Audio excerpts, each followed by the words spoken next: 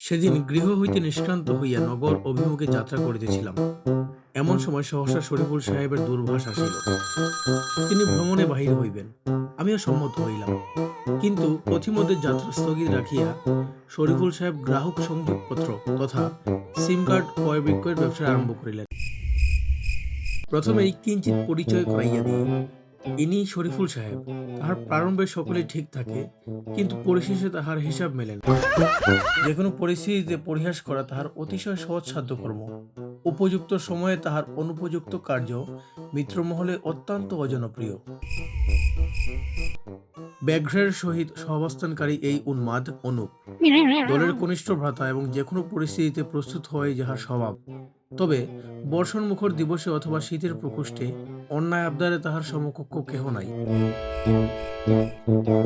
তাহাদের এই চাতুর্যপূর্ণ দলকে পূর্ণতা দান করে এই কৃষকায় মিস্টার পারফেক্ট। পরিধেয় বস্ত্রের সুসামঞ্জস্য বিধান করা, প্রত্যুষে শয্যাত্যাগ করিয়া অসামাজিক ভঙ্গিতে শারীরিক কসরত করা তাহার জীবনশৈলী।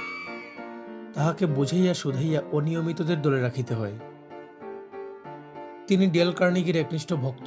জীবনকে হেলাফেলা না ভাবিয়া অভিজাত দ্বারা বজায় রাখিয়া অগ্রসর হওয়াই তাহার চরিত্র। কাহিনীর মধ্যভাগে শরীফুল সাহেব কাহাকেও কিছু না বলিয়া কোথাও অন্তর্হিত হইলেন। চতুর্দিকে অন্বেষণ করিয়া তাহাদিকে এক আড্ডায় আবিষ্কার করা গেল। অতঃপর আমি তাহাদিকে বুঝাইলাম যে এইরূপ উদাসীনতা স্বাস্থ্যের পক্ষে ক্ষতিকর। সামান্য সফর করিতে করিতে আমরা লাউয়াছড়া অরণ্যের মধ্যে দিয়ে চলিতে লাগিলাম।